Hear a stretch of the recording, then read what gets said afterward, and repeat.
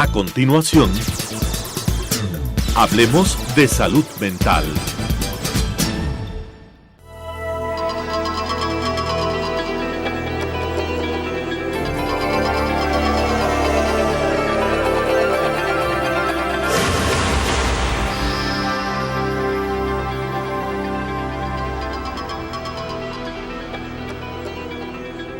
Señoras y señores, muy buenos días. Bienvenidos a que hablemos de salud mental. Señores televidentes, buenos días. Nuevamente en su programa Hablemos de Salud Mental.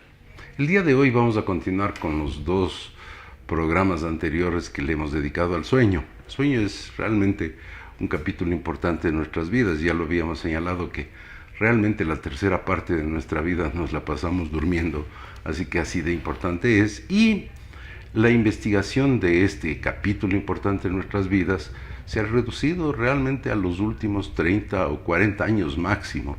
Antes era abordado de una manera más bien medio mística, medio mágica, interpretación de los sueños y ese sentido medio mágico más bien, ¿no? Un poco estaba de acuerdo con las concepciones que se tenía tanto de los trastornos mentales como de nuestras funciones cerebrales. El extraordinario avance de las neurociencias pues nos ha permitido también incursionar más en un conocimiento más científico del sueño. Tú has mencionado los estudios del sueño, la polisonografía, todo eso, que yo creo que ya nos dan elementos bastante más objetivos que solo interpretar. Claro. Pero pese a todo hay cosas que todavía como que... Todavía se desconoce. Se desconoce y no sabemos, ¿no? Están en vías de investigación.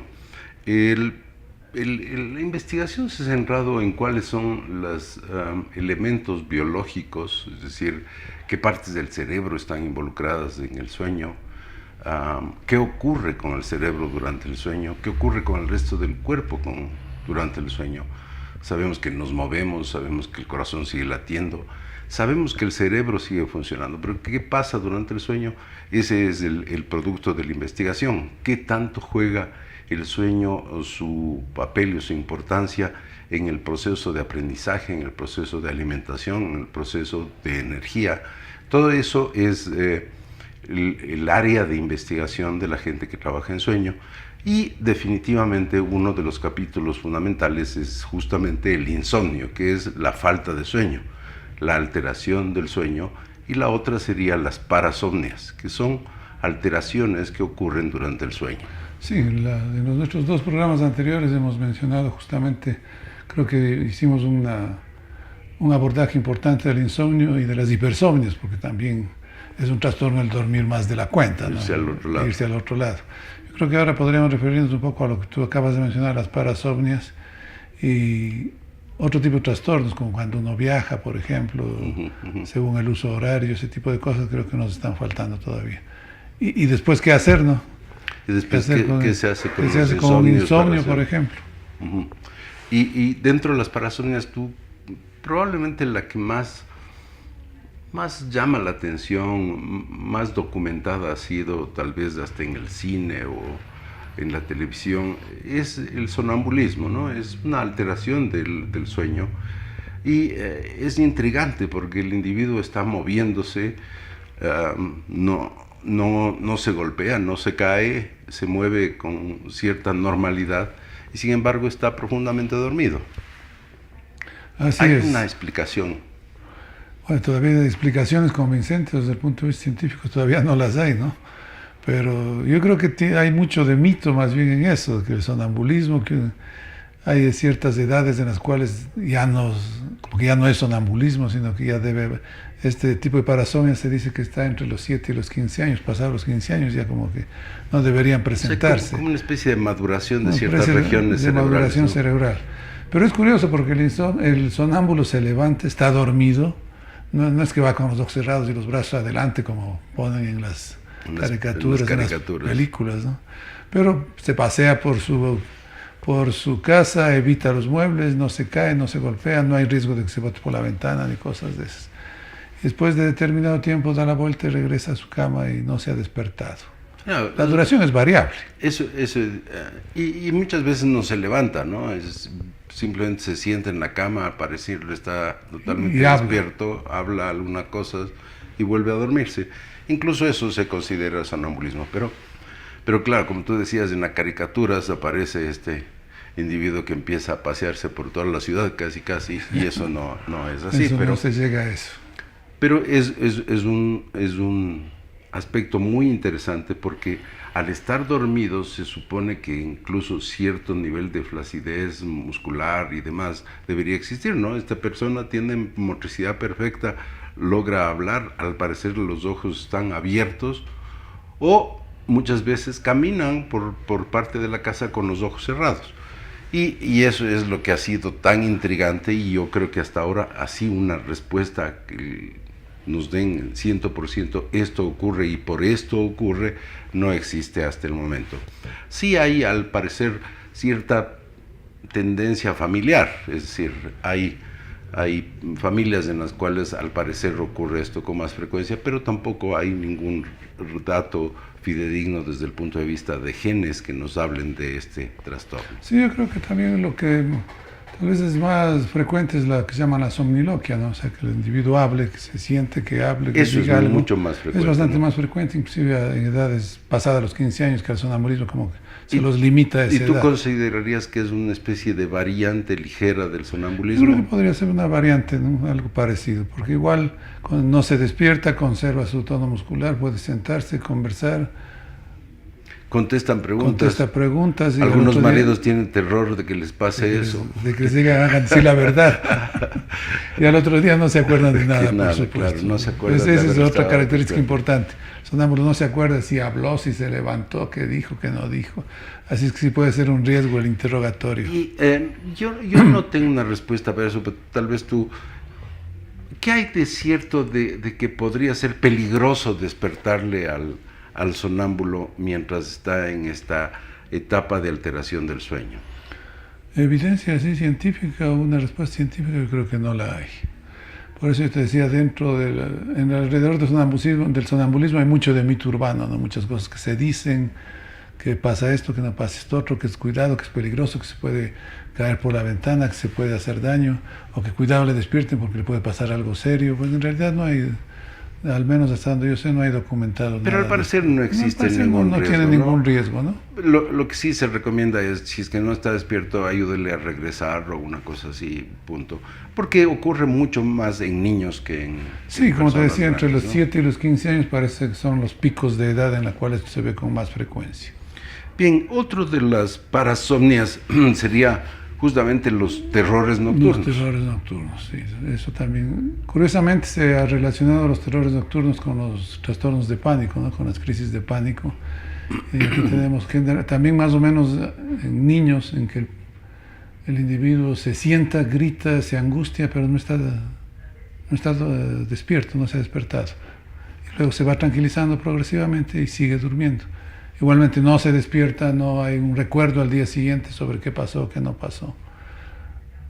Es más o menos como una crisis de pánico, ¿no? Es de más corta duración que un deambular de un sonámbulo, más o menos. Ahora, lo curioso es que en las personas que tienen crisis de pánico, hay crisis de pánico durante el sueño. Y las personas que sufren de trastorno de pánico y que presentan crisis o ataques de pánico, sí se despiertan con un ataque de pánico, y coincide con el pico de una hormona que se llama CRH. Esta hormona es la hormona liberadora de una sustancia que se llama corticotrofina. Esta corticotrofina tiene que ver con el funcionamiento de una porción de la glándula suprarrenal y que tiene que ver con la cantidad de adrenalina y noradrenalina que se libera.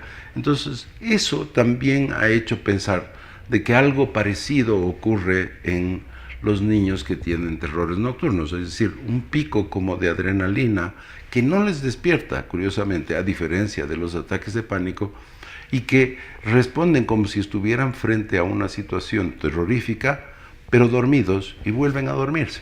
Así es. Entonces, pero no hay una explicación tampoco, y tampoco se ha visto que las gentes que han tenido terrores nocturnos más adelante en su vida presenten ataques de pánico. No, algunos consideran que es una variedad, ¿no? Casi diríamos, casi una variedad infantil, pero más allá de eso no es que lo uno lleva a lo otro, ni mucho menos. Y no sé, no hay unas cifras muy claras sobre la frecuencia de este tipo de trastornos, pero que sí los hay. Muchas veces no es que se consulta por eso, a no ser que sean muy frecuentes, ni mucho más. Pero igual sí que el niño esté llorando en la noche, que esté como asustado, que esté aterrorizado, 2, 3 veces como que no le toman mucho en cuenta, ¿no? Si es que solo eso sigue, creo que se consulta. ¿Hay alguna otra parasomnia que recuerdes? A ver, no sé si se clasifica como parasomnia en sí, pero es interesante también, porque muchas veces los pacientes nos preguntan sobre las pesadillas. Entonces eso yo también creo que es un punto importante, que tampoco le podemos dar una explicación absolutamente científica ni absolutamente... A ver, todos tenemos ensueños, y tú habías mencionado muy bien en la arquitectura del sueño que en estas fases de sueño REM es donde se producen los ensueños, o sea, el que soñamos. Y se dice que todos soñamos todas las noches. Entonces las pesadillas serían ensueños, pero con contenidos aterrorizantes. Curiosamente, sí nos despertamos en la pesadilla, muchas veces en medio de la pesadilla, sí nos despertamos y con manifestaciones de ansiedad, porque el contenido generalmente lleva hacia eso, ¿no? Que la persona esté ansiosa. Sí, y los sueños de tipo así terrorífico, o que podríamos considerarles pesadillas, porque es un sueño que uno está sufriendo ansiedad durante el sueño, y son medio repetitivos algunos, ¿no? Se le perdió alguna cosa que es importante para llegar al aeropuerto y poder viajar y no encuentra el pasaporte, o se llega al examen pero no ha traído los suficientes útiles para escribir y hacer el examen. O sea, en cosas que generan ansiedad. Pero también ocurren en uno de los trastornos de ansiedad que se llama trastorno de estrés postraumático.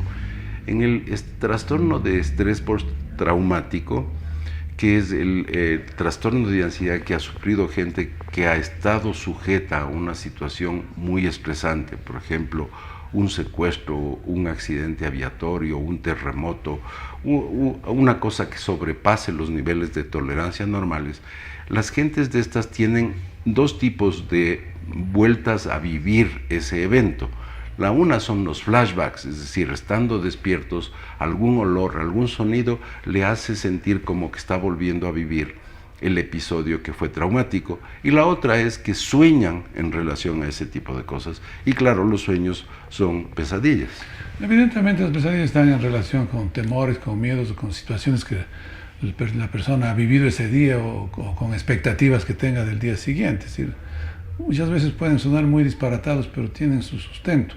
Y en lo que tú acabas de mencionar en el estrés postraumático, ahí sí es el evento, el recordar, el soñar en el evento específicamente que sufrió esa persona, ¿no? Como hemos mencionado ya en otros programas, son eventos fuera de lo común, no son cosas que le pasan a uno todos los días. Lo cual es una pesadilla. Lo cual es una pesadilla, por supuesto, hasta de despiertos. Claro. Bien, vamos a un corte y regresamos con ustedes en un minuto.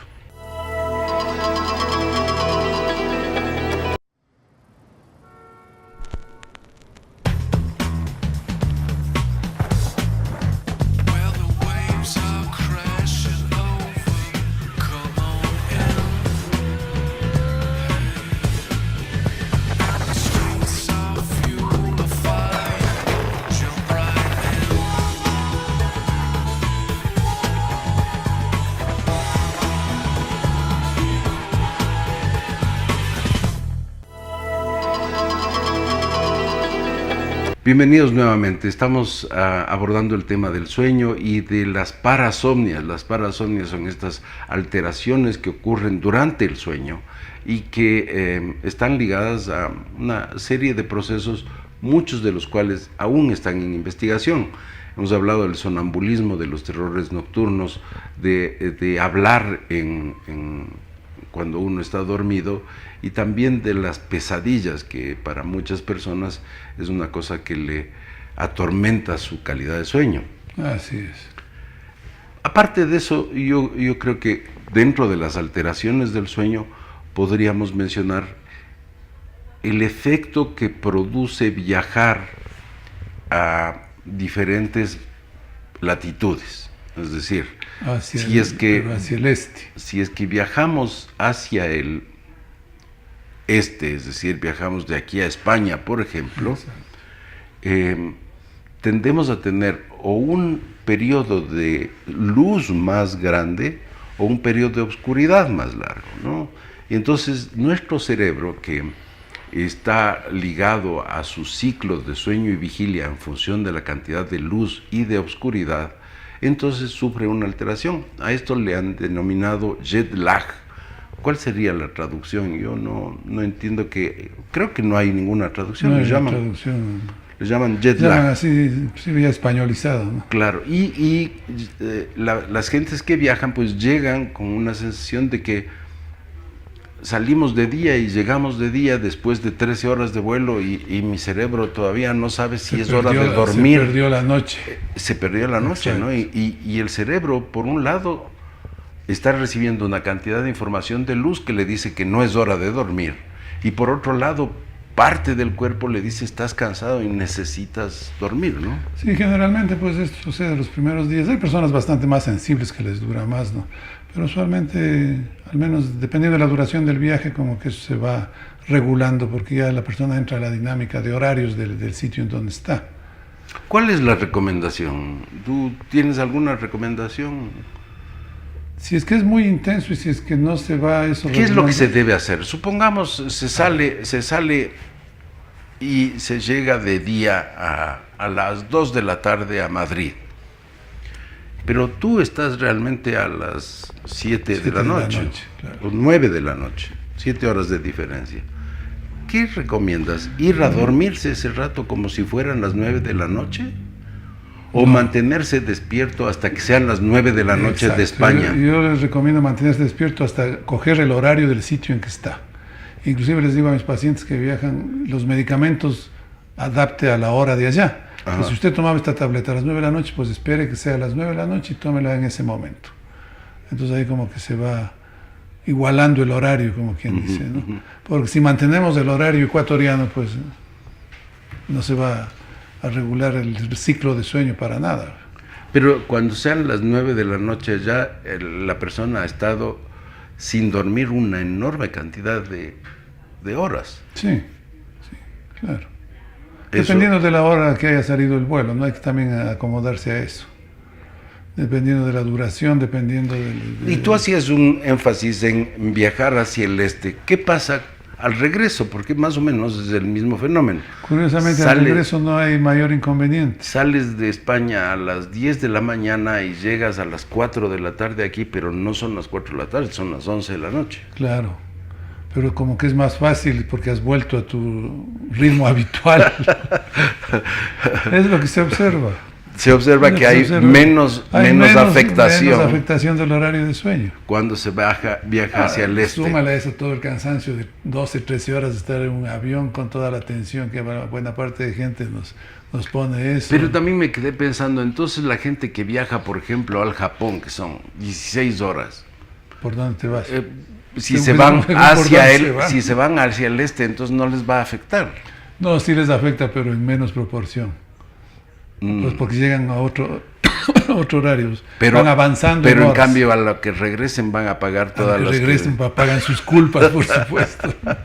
Bien, entonces la recomendación es, entonces, si usted llega a tal parte y es una hora diferente a la que usted tiene en su lugar de origen, espérese a que se iguale con el horario de donde está. Es decir, ejemplo, llegó usted a las 4 de la tarde, por más que su cerebro diga, no son las 4 de la tarde, son las 11 de la noche, espérese a que sean las 9 o 10 de la noche del lugar a donde llegó para reiniciar su horario de sueño. Es lo posible, no puede ser eso paulatino en 2 o 3 días, no tiene que necesariamente ser la misma noche que se llega a forzar eso, no puede ser paulatinamente. Y aquí algo que está ligado a lo siguiente, que es el tratamiento del insomnio. ¿Se recomienda o no se recomienda tomar inductores de sueño cuando uno hace este tipo de viajes? Algunas personas sí los necesitan y sí les puede ayudar. O sea, no es recomendable, no es que todo el mundo tenga que tomarlo, ni mucho menos, pero personas sobre todo que han tenido trastornos previos de sueño, yo sí les recomiendo por unos pocos días un inductor de sueño hasta igualar el horario a donde hayan viajado. Yo sí les recomiendo que al menos el primero o el segundo día, hasta que se vayan regulando, tómese una pastilla para dormir a la hora que le debería tocar dormir, ¿no? Y eso creo que ayuda a que se adapte más fácilmente. Ayuda a que sea menos difícil la adaptación. ¿Alguna otra parasomnia? Yo creo que ninguna otra parasomnia. Hay gente que considera que, por ejemplo, la hipnosis es una especie de parasomnia, y yo no creo que es una parasomnia, más bien es un estado alterado de conciencia antes que una parasomnia, no es el sueño, ¿no? Es una disminución del nivel de conciencia en la cual pues uno se vuelve la persona más sugestivo. Hay algunos autores que consideran que hay 7 niveles de conciencia, uno está en el 2, entonces si le bajan al 3, entonces ya como que está como, ¿qué diríamos? Una leve borrachera, una leve disminución del estado de conciencia, que eso es lo que a eso conduce el insomnio. Pero eso no es que le duerme propiamente al paciente, sino que le bajan. La hipnosis, le bajan el nivel de conciencia. Entonces hay los mensajes de estos poshipnóticos que llaman. Claro, el cerebro está recibiendo el estímulo aunque no esté absolutamente vigente, no esté vigil totalmente.